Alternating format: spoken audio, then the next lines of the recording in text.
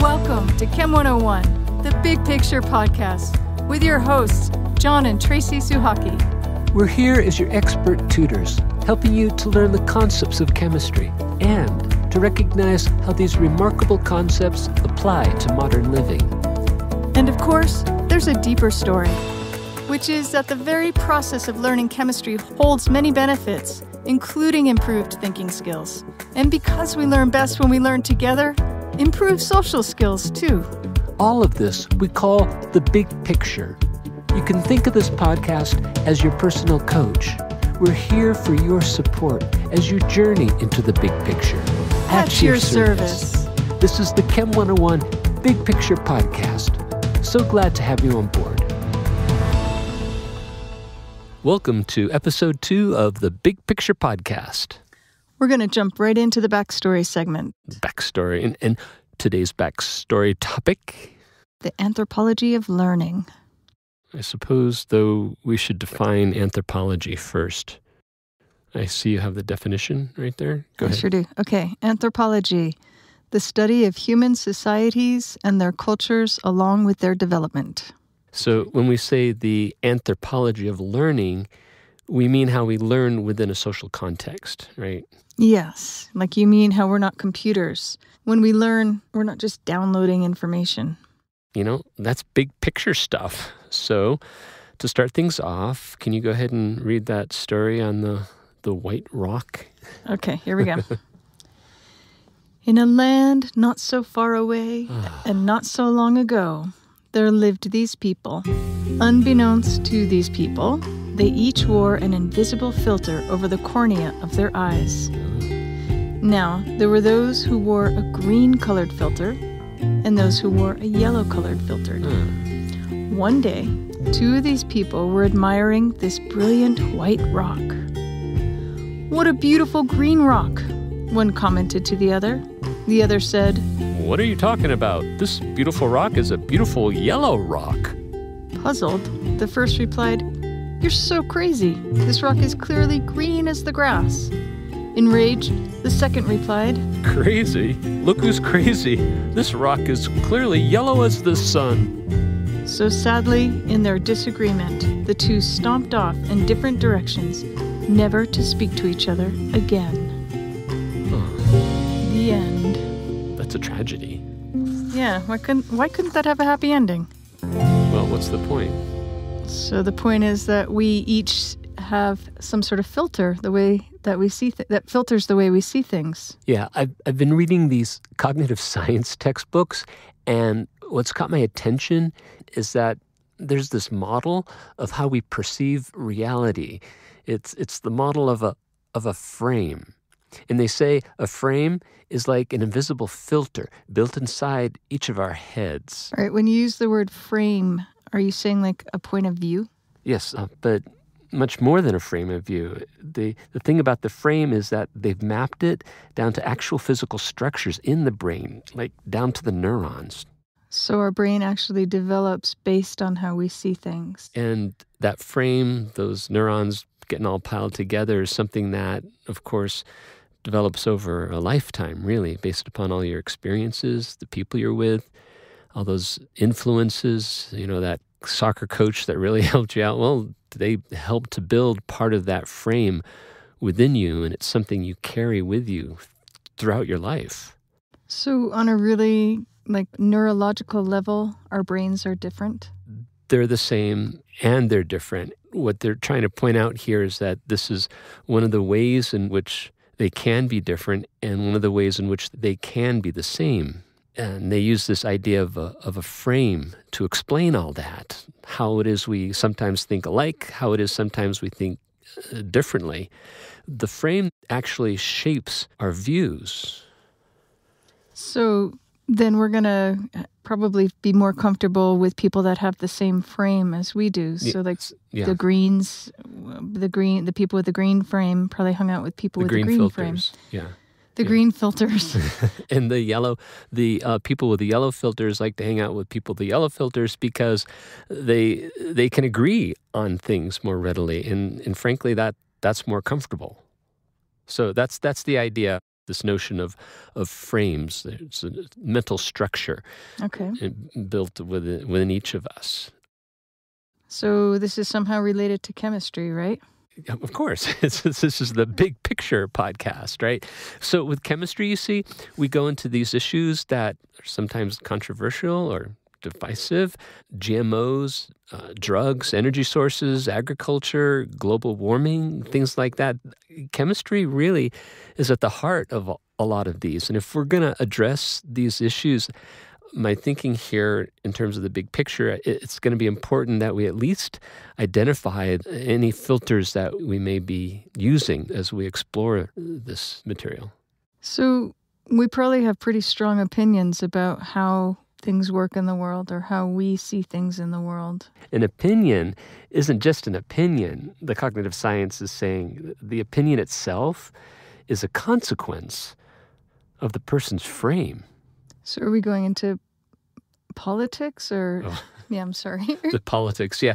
Because, you start talking about controversial or divisive stuff, I guess one of the first thing you're going to think about is like, well, politics. Well, anthropology is the study of human society, and that's going to necessarily include all the political stuff. But I think it better we steer away from describing, the progressive and conservative frames. And we'll have to wait till someone produces the Anthro 101, the big picture podcast for that. But I do think it's fair for us to at least introduce this idea of frames and to show how it has such a significant effect on the very notion of common sense. Common sense is common sense, isn't it? That's the main deal. They say the answer is no. What constitutes common sense totally depends upon the frame that you're using. From one frame, it might be total common sense, but yet from another frame, the very same thing could be utter nonsense. Here, think of this. They used to go fishing by dynamiting coral. Ouch. So you see what you do is you take the dynamite, drop it into the coral, it blows up, and all the stunned fish float to the surface, and you scoop them up. Pretty good, huh? That's horrible. No, think of it. You're the fisherman, and all you do is blow up the stick of dynamite, and you're done. You just scoop up all the fish. That's a good thing. No. We know how long it takes for coral to grow. Yeah, that's another frame. From one frame, you would see it is totally immoral to be blowing up the coral just to go fishing, right? Totally, absolutely. But yet from another frame, you could see blowing up the coral as being a great thing. It's helping you to feed your family. How moral is that? And if some American's going to come and tell you to stop doing that, to tell you that you're not allowed to feed your family, I mean, how arrogant and moral is that?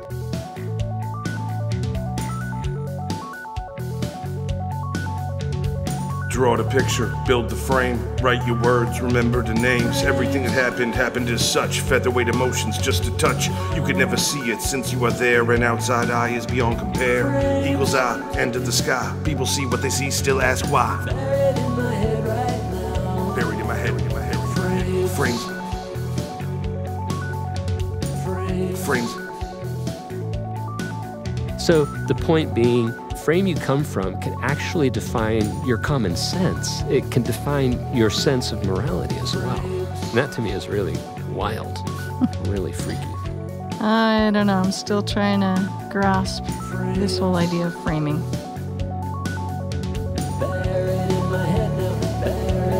Frames of thought, frames of mind, trapped inside, trace the lines. All world, enter outside, own your truth, no need to hide. Frames of thought, frames of mind, trapped inside, trace the lines. All world, enter outside, own your truth, no need to hide. Frame. Frame. Frames. We go into various topics of chemistry. My thinking here is it's important that we identify that we may have this thing called a frame built in our head. Frame. So one frame may lead us to conclude that a rock is, say, yellow, while another frame would lead us to conclude that the very same rock is actually green. So you're saying a conclusion is very much the result of a frame. More so than, in fact, the physical facts. No eyewitness, I can't see. Fresh for the times, be who I be. Make a timeline, then break free. Own yourself, you can never own me. No eyewitness, I can't see. Fresh for the times, be who I be. Make a timeline, then break free. Own yourself, you can never own me. You can take physical facts and throw them at the frame, but if they don't fit the frame, then all the facts will just simply bounce off like Teflon. They won't stick. Okay, then if you're trying to convince the guy that the rock is really green, but he sees it as yellow, you could show him all the evidence in the world, and it's not going to convince him otherwise. So clearly, you see here, the first step has to be working to convince him that he's seeing the world through this colored filter over his cornea. And that's not going to be easy.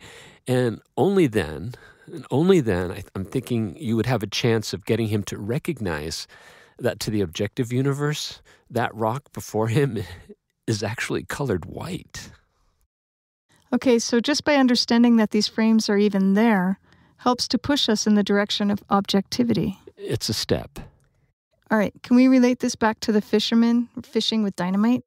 You mean, how do we get him to switch from a frame that is provincial to one that is more global? Yeah. That's when we move from the important work of anthropologists and neuroscientists to the important work of social workers, educators, and even politicians. Excuse me, all of them working on behalf of the larger community. It's a task of changing a culture, and gosh, that's akin to, I'd say, moving a mountain. You know what you'd need? You would need a slow but sustained effort. One fisherman at a time. Okay, so a frame is a mental structure that shapes the way we view the world. And not the easiest thing to change in anyone. It would mean letting go of old common sense for just another new one. Yeah, for a new one. And it tells us that, get this, common sense is truly relative. And if you're trying to do science, you'd better be careful in using common sense as your guide. Physical evidence. Yes, physical evidence. That's better. Physical evidence that can be confirmed by many, not just yourself, is an important way of skirting around this framing issue. First, try to recognize any internal frames leading to bias. Second, as much as your framing allows, if not more, rely on verifiable evidence. I gotta say, that's a high bar for any of us. And that's what I thought we should be saying about frames. Our worlds are colored. That can be a beautiful thing, but also a serious obstacle. Next. Next, you said you wanted to talk about hypocognition. Hypocognition. Yes, that's when there's no word to describe an idea. It kind of hinders us not having that word. What do you mean when you have no word to describe an idea? Well, words have value. Yes, words have value. And it's so nice when you can sum up a big idea or a pervasive idea with a single word or phrase. And so hypocognition is... When you lack a single word or phrase to describe that idea. You know, there are many instances when there is this big idea for which a word or phrase simply doesn't exist, especially like across cultures. We should phone a friend. All right. Someone who knows cross-cultural stuff. You mean somebody who maybe has lived in 2 cultures or more? Okay, how about Stuart? Stuart is a good friend. That'd be funny. Let's call him. Let's give him a call. Okay.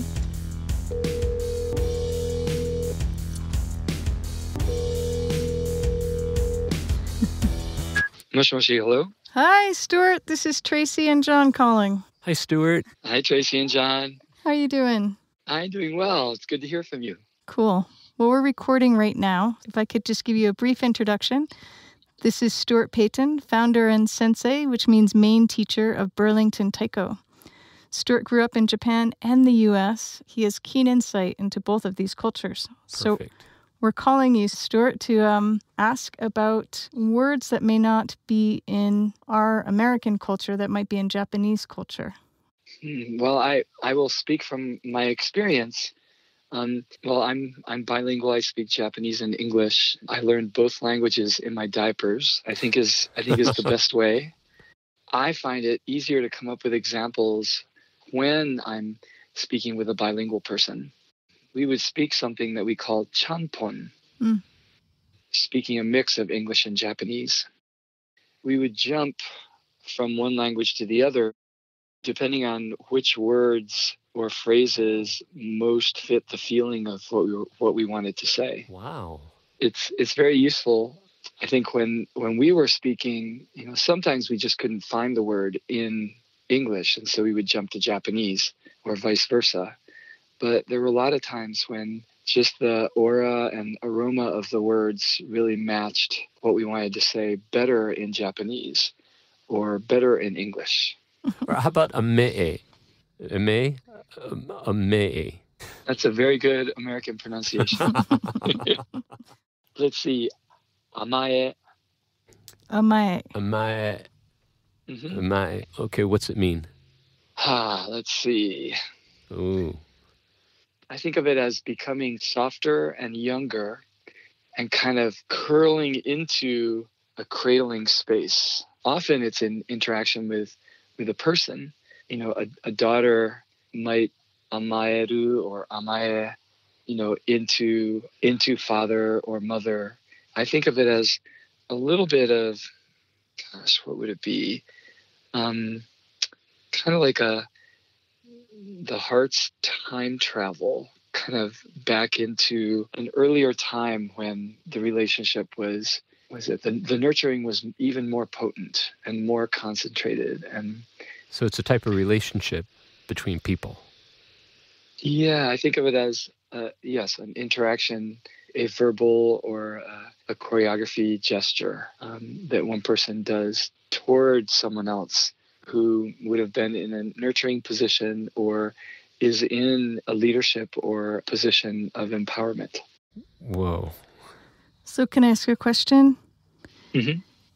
If there's a word for that in Japanese and there's not a word for that in English, do you feel like that people without that word also have that same experience without a name for it? Yes, I think so. And okay, as well as yes, I think so. But you're saying parts of it are uniquely Japanese. I think parts of it are uniquely Japanese, and I feel that the first language that the person speaks influences how they experience the world and interactions and even feelings. Someone with two first languages, they have two personalities. They are two selves. And when they speak when I speak in English, I have one personality. And I think our software, our wiring is different in each first language. That is interesting. I think what we feel can also be different because of that. Words they have value. They're crazy. They're just like, wow. That's what this whole conversation is about, is do we need a word to describe something? And if we don't have a word, then is that experience either not available to us, or do we just not have any way to work with it?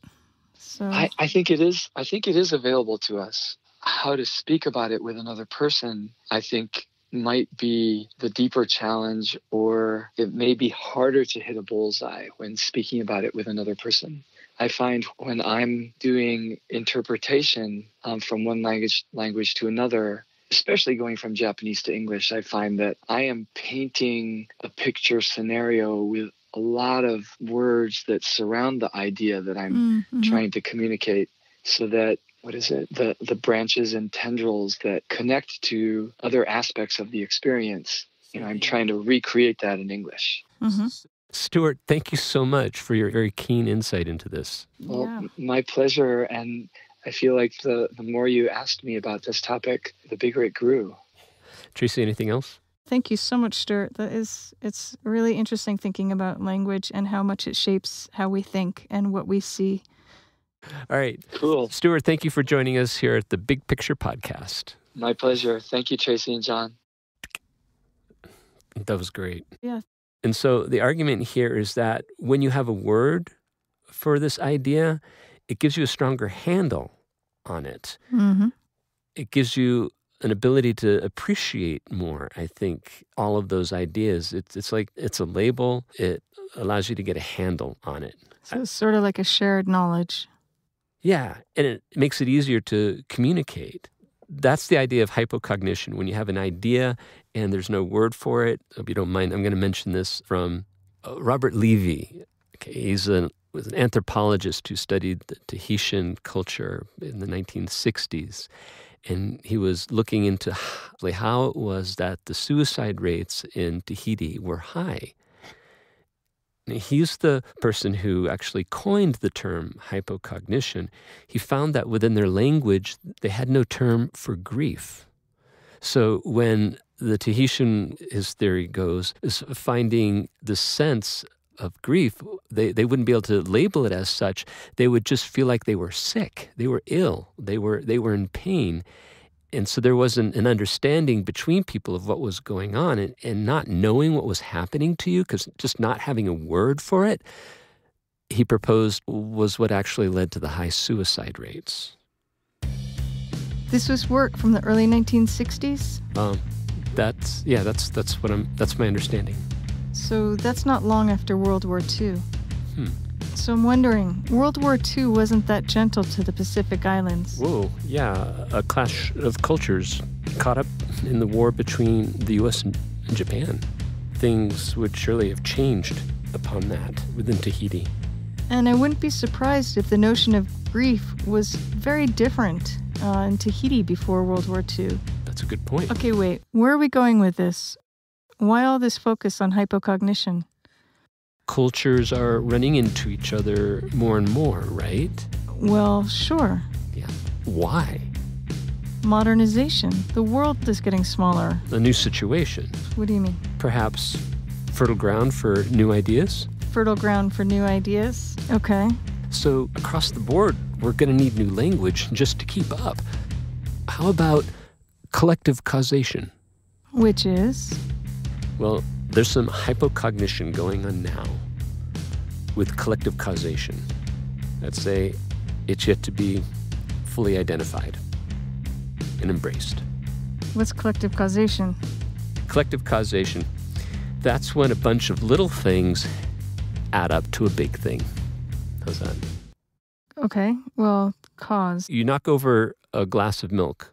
Mm-hmm. That's the cause of the spilt milk. Right? Yeah. That's we would call that direct causation. You stub your toe. And it hurts. It hurts, yeah. So that's a direct causation, right? Yeah. So collective causation is when you have a bunch of little direct causations all adding up. For example, a cigarette. One cigarette's probably not going to give you lung cancer.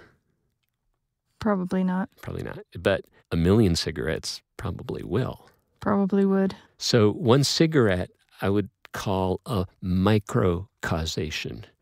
And a whole bunch of micro-causations add up together to give you a collective causation. Yeah. Okay, I get it. Yeah. So one steak's not going to give you arteriosclerosis. Say one kid doesn't get vaccinated, is that going to cause a problem?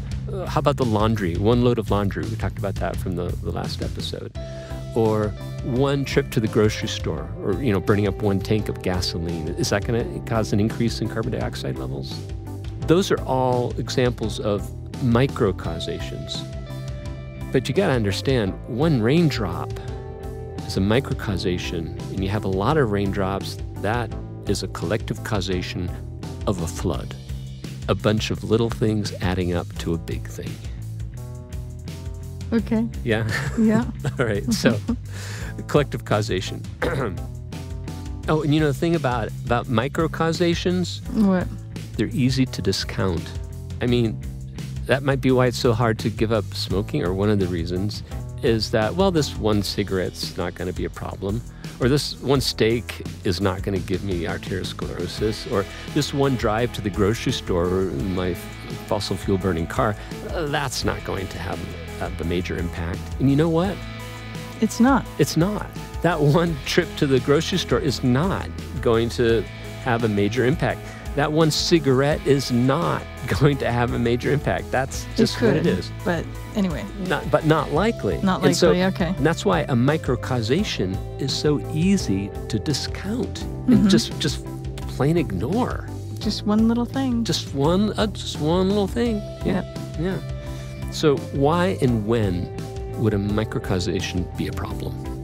It would be a problem when you have a lot of them. When you have many. And only when you have many. Right. You see, guess how many of us there are on this planet? There are over 7 billion people. That's 7,000 million. And we're soaring past that. It's crazy. That's a lot of people. What we're seeing are a bunch of collective causations occurring all around us. Some examples? Okay, we talked about an example in the last episode with the laundry. You've got microfibers that going down through the washing machine. I'm not talking about the dryer. I'm talking about the washing machine. Yeah, there's lint that goes into the washing machine and then out the drain and into the ocean. And if you're doing just one load of laundry, that's not going to cause a problem with the ocean. But if you have 7 billion people doing that, that's a collective causation, right? Even if you have 3 billion people doing that. 3 billion, yeah. When the greater the numbers, the more significant it is. Okay, so that makes sense. So it has to do with our world population, with so many people adding to something, adding to carbon dioxide emissions or adding to... How about a vote? You might think, oh, my one vote won't count. All right, everybody adding to a vote. Their votes add up. Your vote counts. It really does. And when you see the results of that election, you know what you should be thinking? Collective causation. And when you see a news report talking about a dead whale washed up on the shore found with 65 pounds of plastic in its belly, again, the first thing you should think is, oh, a collective causation. So we need a culture that appreciates collective causation, how real it is. But the thing is, you're not going to be able to build within yourself let's call it a collective causation frame until you have a really palpable sense, a gut-level sense of just how many of us there are. Yeah, there's a lot. If you're ignoring that math, then sure, go ahead and don't worry about any microcausation. It's not going to be a problem. So you see, what we're talking about here is a shift in culture to have people who recognize microcausation as a thing. Going back to the dynamite scenario with fishing. Oh, just one stick of dynamite, it's not gonna be bad. I just was thinking, well, if we all can have a negative impact in the world, then we need to all be responsible for how we act. Each one of us. That's a frame that you're building, that I believe needs to be built. And I don't see it as a progressive frame or a conservative frame. I actually see it as a mathematical frame. So mathematical frame? The population of the human population is over 7 billion. True or false? True. True or false? Many people produce more carbon dioxide than what comes out of their mouth. All right, true. Increases in the atmospheric level of carbon dioxide, they're coming from us. Okay. That's the math. Now, if you ignore that there are 7 billion of us, you're ignoring the math. So what if there were only 10 people on this planet? Would it be okay to throw that plastic bottle over your shoulder? Where would they get a plastic bottle if there were only 10 people on the planet? Okay, suddenly they found this plastic bottle suddenly appear. It fell through the sky. with water in it, and you drank that wonderful water. And what were you going to do with that plastic bottle? And you just threw it to the side of the road. It would probably be sitting there a long, long time. Yeah, but would it be okay? If that's what you want your world to look like, if you're one of those 10 people. But would it cause a big pollution problem? No, it wouldn't cause a big pollution problem. Right. It would be one plastic bottle, 10 people walking over it. So it seems like a lot of people live their lives thinking there are like only 10 people on the planet. At least when you're throwing the water bottle out the car window. People don't do that.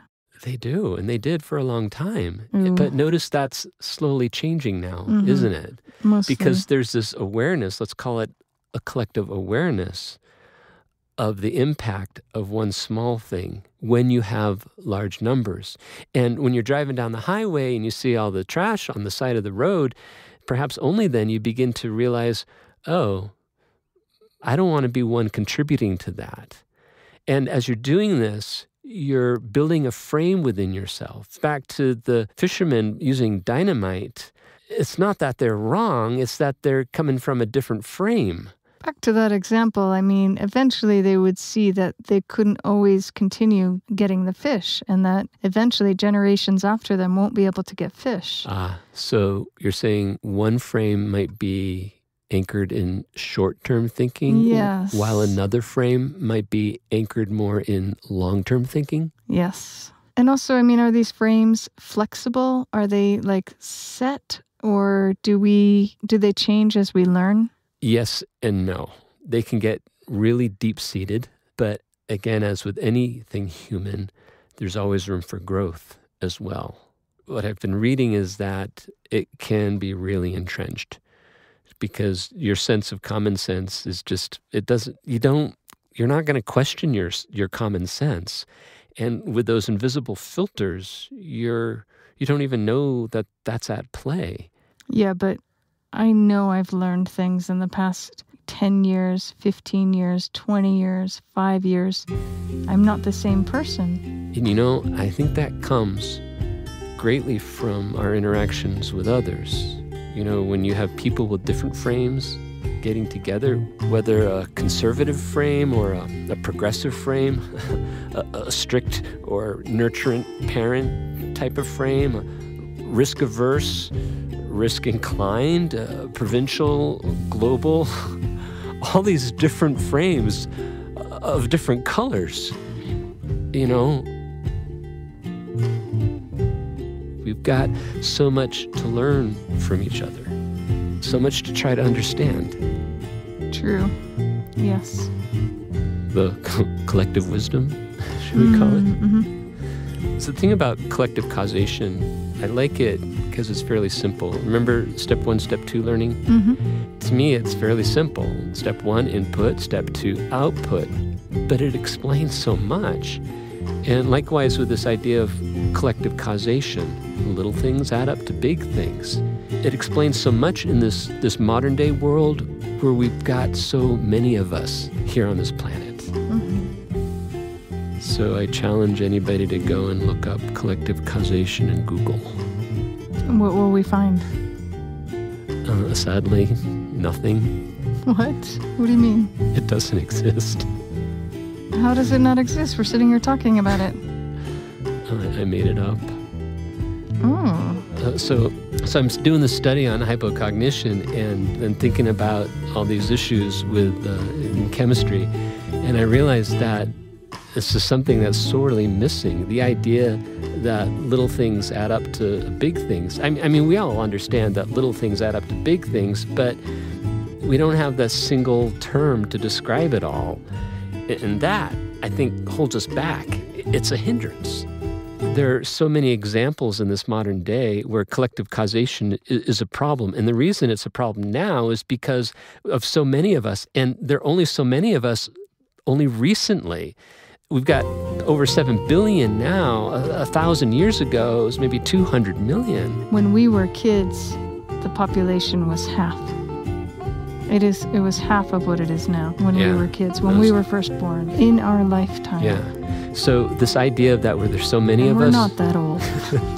that there's so many of us, that's new. So I don't think it should be a surprise that we just don't have a term like collective causation, because it hasn't been a problem before. It hasn't been a problem until now. All right, so you made up this word so we could talk about this. I think it's a terminology we should be using actually throughout the course. Microcausations, a bunch of them, lead to a collective causation. Cool. Yeah. So we covered. In this episode 2, the backstory. So we looked at the invisible filters. The frames. And how they color our worldview without our even knowing it. But it's not even just a view, it's embedded in our brain. Ew. That's wild. Reminds me of a rap song. Frame. And then we talked about... They're activated by words. A frame is activated by words, so words are really important. And politicians, they choose their words really carefully. Okay. We need tax relief. You know? I'm sure advertisers also choose their words carefully. Brings good things to life. But wait, no, I want to mention your tax dollars at work. I think we need more signs on the road showing our tax dollars at work. So that's the idea of a frame, right? And then we talked about hypocognition, which is the idea of not having a word for an idea. We brought that up so we could skillfully introduce the idea of collective causation. A bunch of microcausations leading to a collective causation. Yeah, exactly. So microcausations are only a problem because there's so many of us. So it's a modern day problem.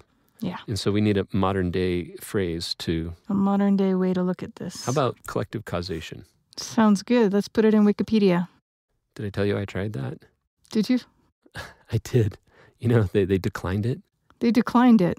Because they said it wasn't a word. I said, of course it's not a word. I'm trying to do it. They said, we don't accept made-up words. But where am I to begin? So. Will it be a word in 3 weeks? Well, I don't know. We'll see. Let's get this podcast wrapped up. This is fun.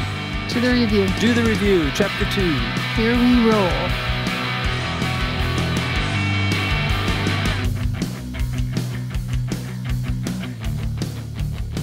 Okay, let's do the review. Welcome to Do the Review for Chapter 2. This is the segment where we just simply walk through the textbook chapter, providing helpful commentary as we move along. This is the kind of stuff that's awesome to listen to, say, the night before the exam, while you're driving around town, or doing the dishes, or your laundry, right?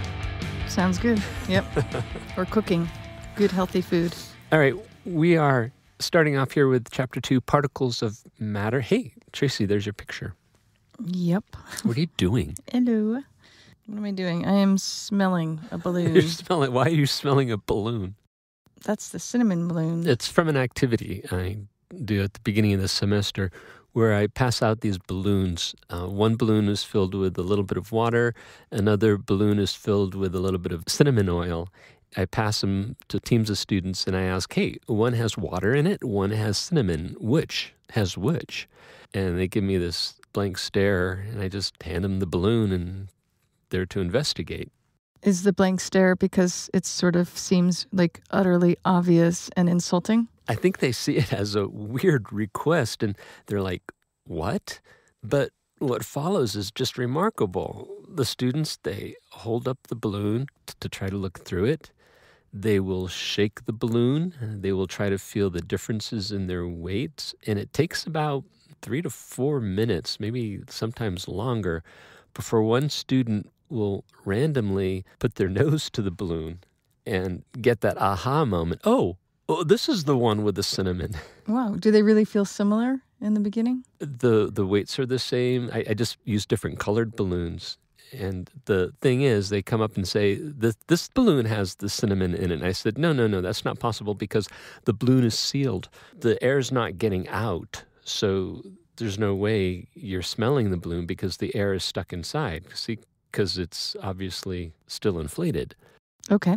And then they need to explain that to their neighbor, what's going on. Sounds fun. How can you smell the cinnamon coming from that balloon? You don't want to leave this to the listener to figure out?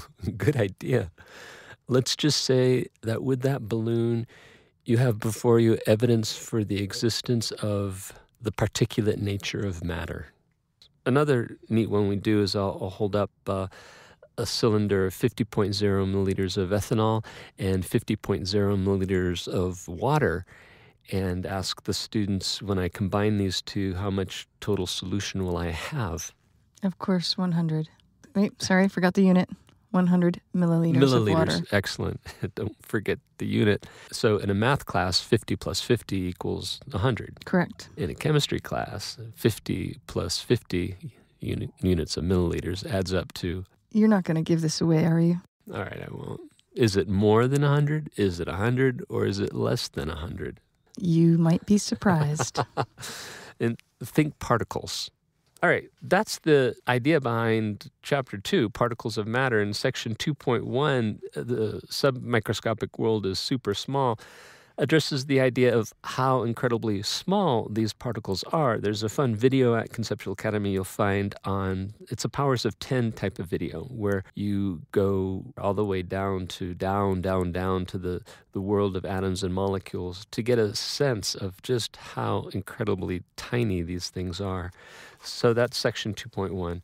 And this is where you point out the name of particles as molecules. Oh, yeah. And here we see the definition of molecules. A molecule is a group of atoms linked together. So are atoms made of molecules, or are molecules made out of atoms? And what's a particle? These are questions you'll be able to answer after studying Section 2.1. Section 2.2 is a section on basically the history of modern chemistry. I love the history of chemistry. How did they come up with these things in the first place? I mean, thousands of years ago, you didn't have all the modern instrumentation. There's another interesting question. What if you were suddenly transported back to, say, 3,000 years ago, and you knew all the information from the 21st century? If you were sent back in time with nothing but the clothes, no, not even the clothes on your back, because that would be polyester, weird materials. You were sent back in time with only the knowledge of the 21st century. How could you survive in that time without being persecuted as or thought of as crazy, as a sorcerer or witch? Think of what would happen in that scenario. Quite interesting. In the context of framing, they would never believe you. But you never know. Well, think of the advantage you would have, especially after having made it through the chemistry course. This section 2.2 goes into the history of chemistry, and over the various editions, it's just sadly been shrinking in size down to the bare essentials, or the bare story. There's Lavoisier, the father of modern chemistry. There's Dalton, who really helped us with the discovery or the realization that there are these things called atoms. And there's Mendeleev, who organized the periodic table. So Lavoisier, Dalton, and Mendeleev were definitely key characters in the history of modern chemistry. There are many others. Read section 2.2. You'll get that brief overview of how we got to where we got to today.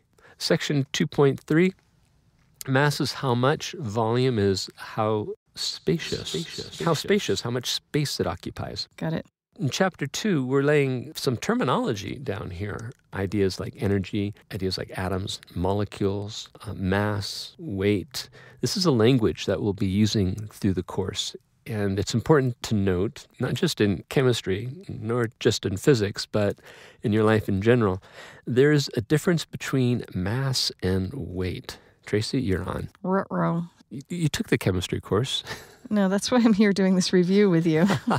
Unless you're using the material routinely, it's not going to be on the tip of your tongue. But after having learned it already, there's a frame inside you. Let's call it a chemistry frame that allows you to have these broad brushstroke understandings. Got it. Mass is how much stuff you have. It is the simplest of all units, actually. So it's the amount of matter or particles that you have? I like to think of it in terms of the amount of particles you have. That's good. The more particles you've got, the more mass you've got. Mass is given in units of grams or the kilogram. Weight is much more complicated. It's the gravitational attraction between two masses, typically one small mass and a very, very, very large mass, known as a planet or bigger. So then that's why the weight would be different on planet Earth than it is on Mars or the moon or something that That's has right. different gravitational pull. And if you're floating deep in the middle of space in between galaxies, your weight... If there's no attraction to another body, then a body or planet, then their weight is zero. Suffice to say, when you start talking about weight, you're talking about gravity. And that is so much more complicated than this concept of mass. So guess which one we're going to deal with mostly throughout this course. Seems to me like chemistry is going to be concerned with how much of a material we have and looking at how that reacts. So I would say mass. Yeah, it's not just that it's simpler concept, it's more of a germane concept. As Tracy just noted, it's a measurement of how many particles you have. When we start talking about particles, you're talking about the world of chemistry. So yeah, mass will be our main focus here. Volume is a measure of how much space that mass occupies. That leads up to section 2.4, where we talk about the density, where density is the ratio of the amount of mass you have to the amount of volume you have. Would you rather have a bicycle frame made of lead, or would you rather have a bicycle frame made of aluminum? Okay, they both take up the same amount of space. They both have the same structure. If they both have the same structure and occupying the same amount of space, one made with lead and the other made with aluminum, which one would you want? The lighter one. Easier to push, right? Exactly. Mass is also related to this notion called inertia. And the more inertia you have, the more difficult it is to get it moving. So you have that bicycle made out of lead has more mass. It's more difficult to get moving. And if it's a bicycle, that's not what you want. You want it to be as light as possible, is to say you want it to have as little inertia as possible. So then what you're saying about density is this suggests that they have different densities. If you've got the same volume, the more dense material will always have more mass. Okay, moving right along, the next section. Energy is the mover of matter. Now, I like to think of it like this.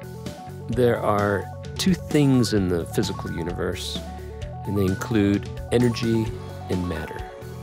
And the two are actually equated to each other within Einstein's famous equation E equals mc squared, where E stands for energy, m stands for matter. The great implication of this equation is that it's telling us energy and matter are really two forms of the same thing, like one mouth that can either smile or frown. It's one mouth.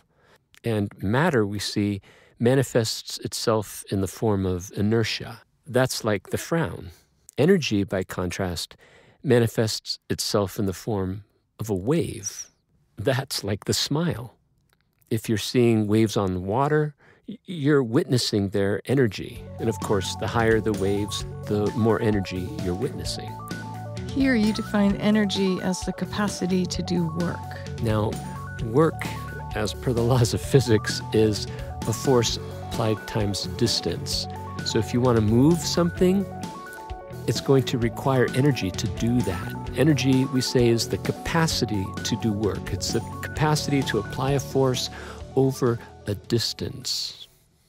Note carefully, we say the capacity to do work, because it doesn't mean the work's going to be done.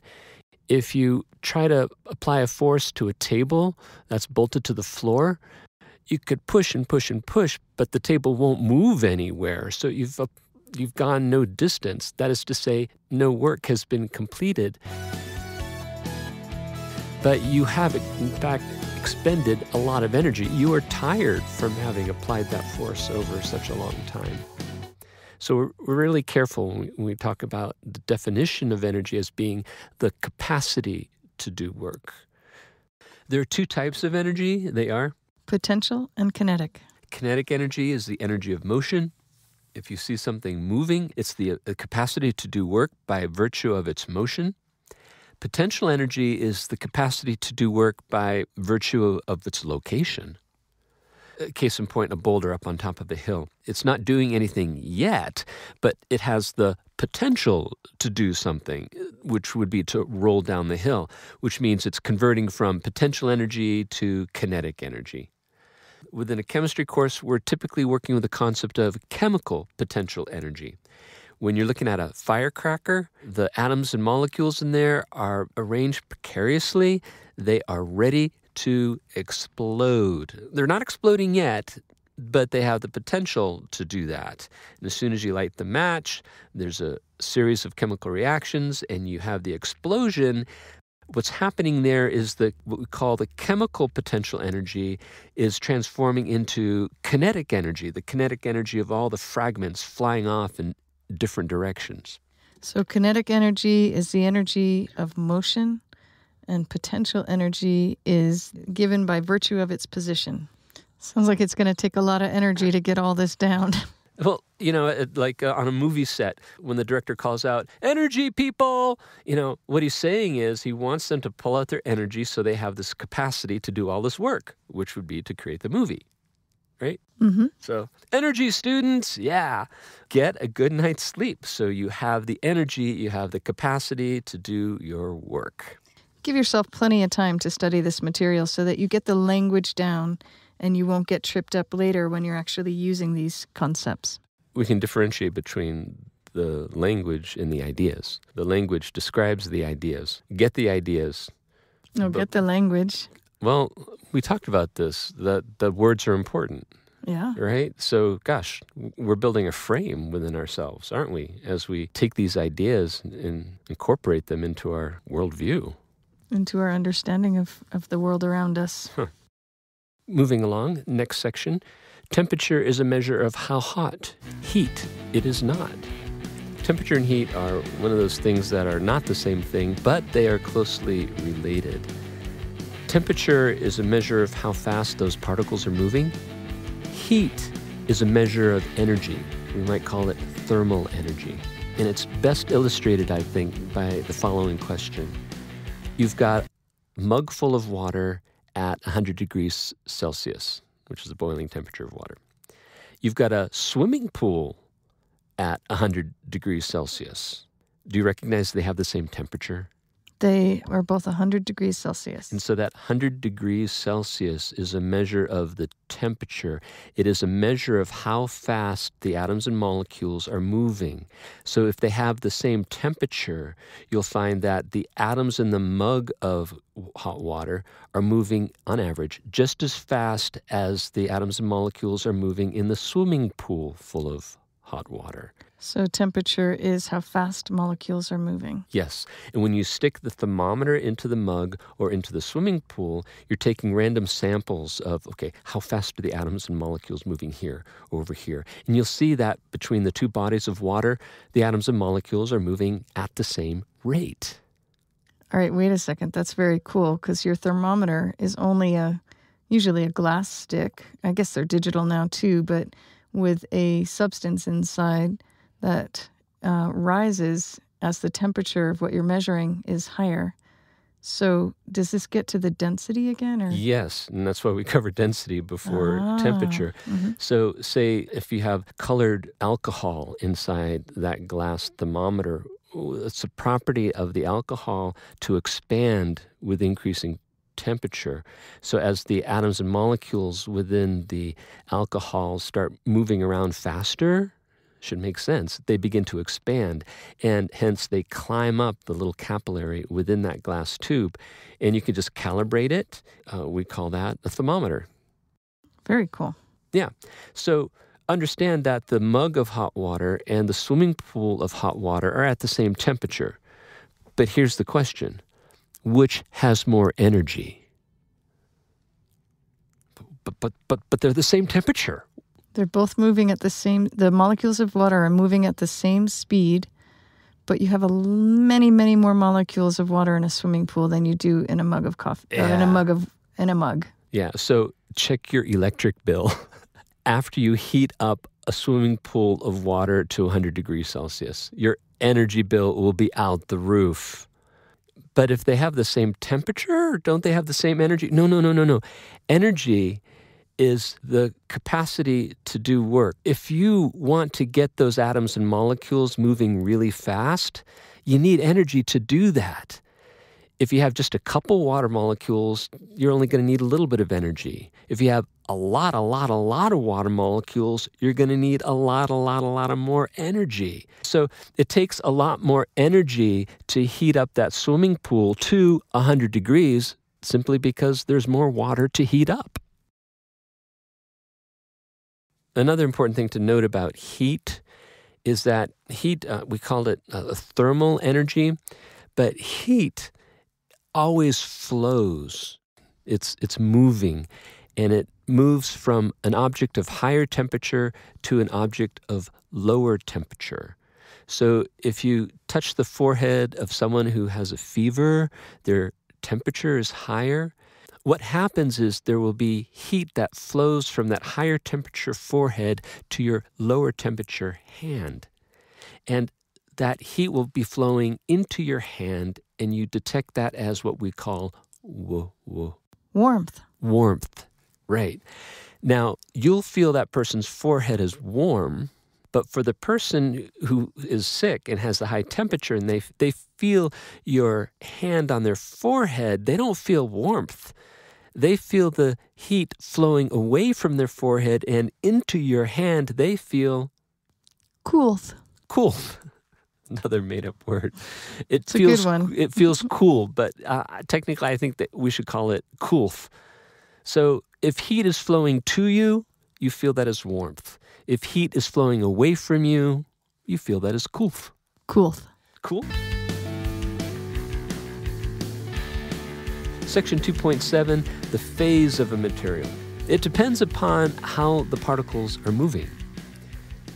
We can go back to the fist analogy. Okay, everybody bring your fists up, make fists, and put them together. And what we're going to do is represent water in the liquid phase. For liquid phase, by analogy, you can think of a bunch of marbles in a bag to represent the water. You're holding a bag of marbles, and notice the marbles will tumble all over one another. So with your fists representing water molecules, you got two fists, you got two water molecules. Go ahead and put them together, and now start moving them around each other so that they're tumbling over one another, much like marbles tumble over one another within a bag. And what you're doing there is you're representing water in the liquid phase. And you know marbles will be able to pour out of the bag? That's how water pours out of a glass. Just think of these tiny, tiny, tiny particles, like marbles, pouring out of the glass. And that's what gives rise to the liquid nature. All right, great. So you're all tumbling your fists around one another and representing the liquid phase. Now, what we're going to do is we're going to lower the temperature. You're at 25 degrees Celsius. What would they look like if it were now 10 degrees Celsius? Would you have those fists moving slower or faster? Well, if temperature is the measure of how fast particles are moving, then they would go slower if the temperature went down. Okay, excellent. So we're now at 10 degrees and your fists are moving slower, right? So I want to mention that it's important that the fists are really in contact with each other. Okay, great, excellent. So make sure that your fists are actually touching each other, much at like all times, like marbles tumbling over one another in a bag. And as we go from 25 degrees to 10 degrees, they begin to slow down. Right? Okay, what will they look like at 5 degrees Celsius? From 10 degrees to 5 degrees, it would go even slower. How about 1 degree Celsius? Even slower. How about 0 degrees Celsius, which is the freezing point of water? I bet a number of people out there are holding their fists absolutely still. So we're going to keep going with this. We're now at 0 degrees Celsius. What would it look like at minus 10 degrees Celsius? So you see what the problem is? If you wanted to start moving your fists backwards, no, it's not working. Your fists are moving again. That means it's warming up. What happens when you go below 0 degrees Celsius? Is it the case that when the water freezes, that all the molecules suddenly are not moving anymore? The answer is a resound no. No. There's another type of motion that's always happening, and it's vibrational. So let's go back to the water at 0 degrees Celsius. Have your fists up next to each other, and rather than having them perfectly stopped at 0 degrees Celsius, have them vibrating back and forth like this. And so you see what's happening here at the solid phase is there is still motion. But it's a different kind of motion that's now predominant. No longer do you have those molecules tumbling over one another like marbles in a bag. What you have left is just the vibrational motion. Now, the molecules are vibrating at higher temperatures too. It's more apparent to us that the molecules are also tumbling over one another. Hold your fists together and have them vibrating back and forth, and you are at 0 degrees Celsius. Now let's go down to minus 10 degrees Celsius. Let's go to minus 20, minus 50, minus 200, minus 273.15.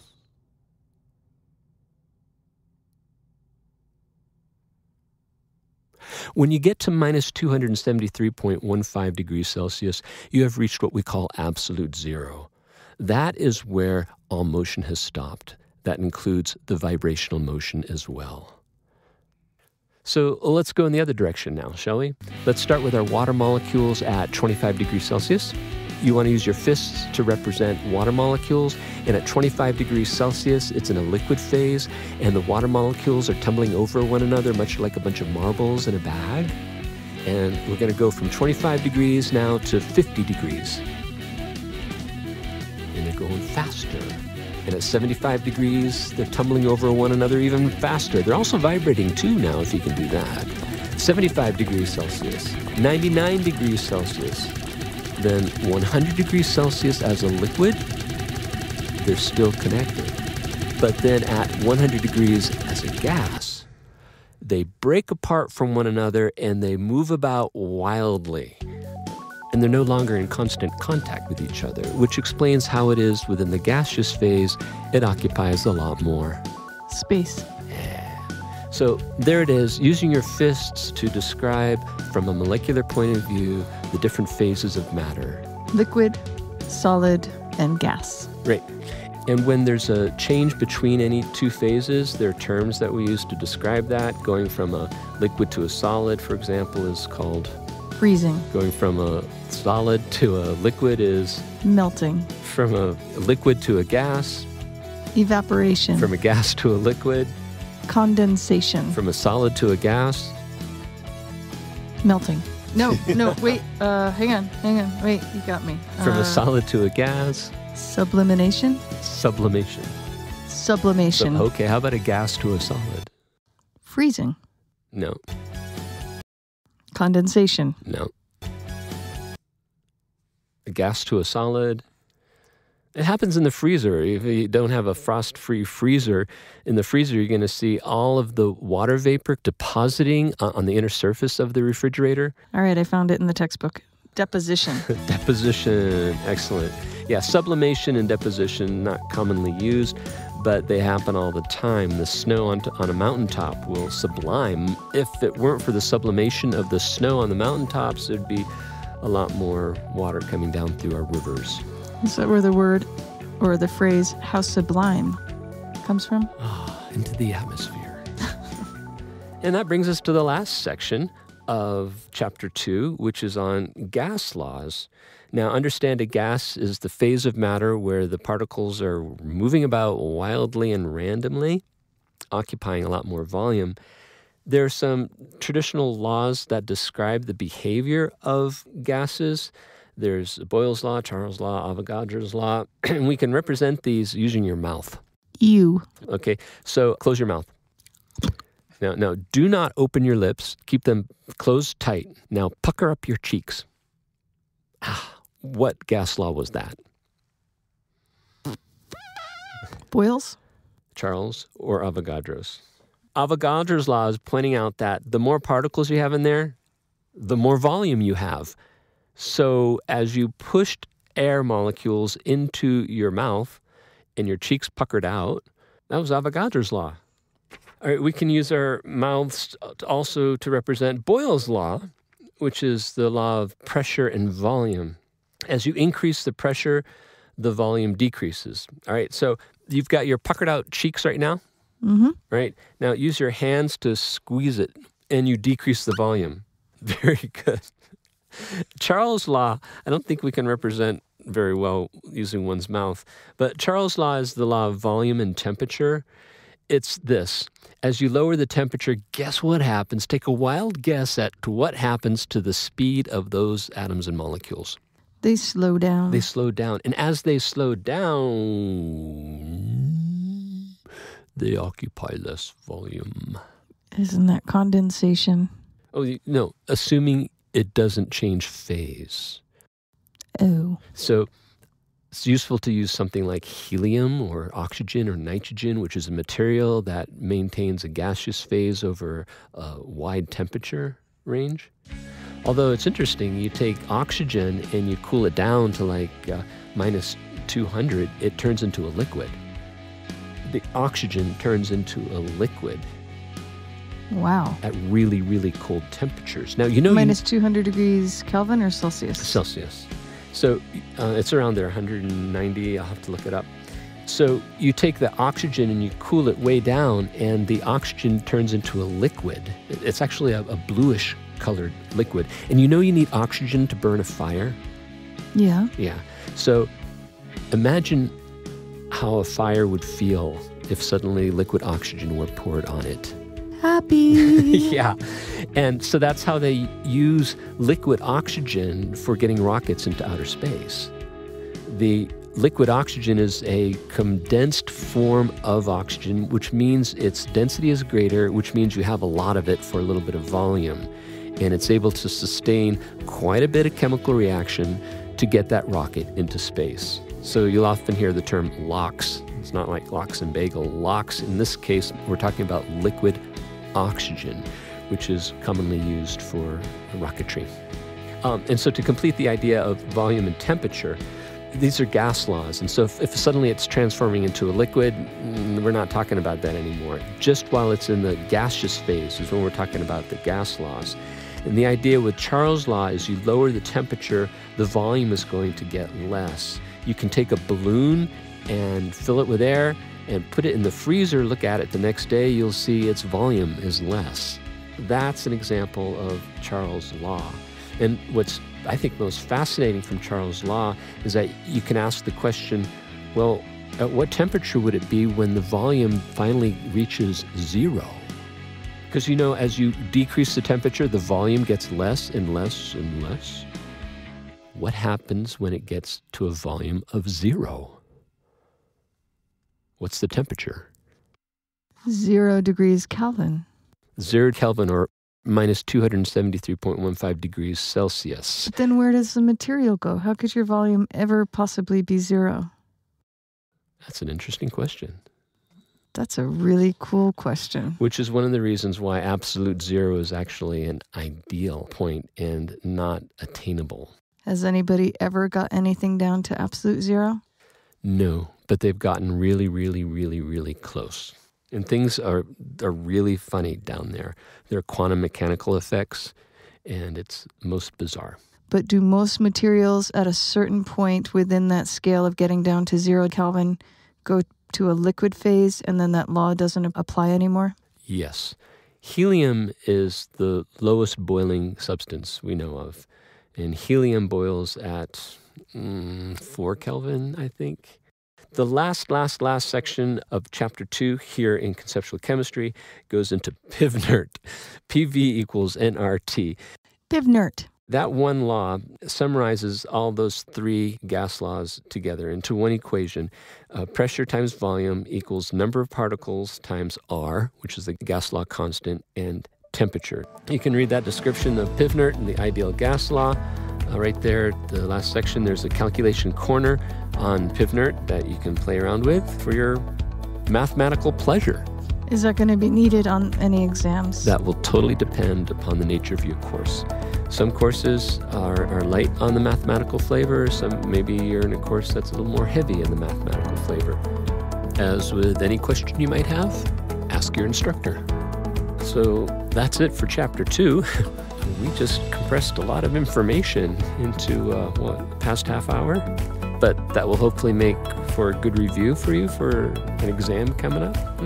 And onward to Chapter 3! Hey! Hey! Our theme music by Zach Jeffrey, the frame wrap courtesy of Noah Haspray, other musical flourishes by Garth Orr and John Andrew, production assistance from Greg Simmons, engineering from C-Pro Music. For show notes and more, please visit conceptualscience.com. A note of appreciation to all instructors using Conceptual Academy. Thank you for your support. And to you, the hardworking student, our thanks to you as well for your learning efforts, which we see as the path to making this world a better place. There's a bigger picture. That's good chemistry. Good chemistry to you.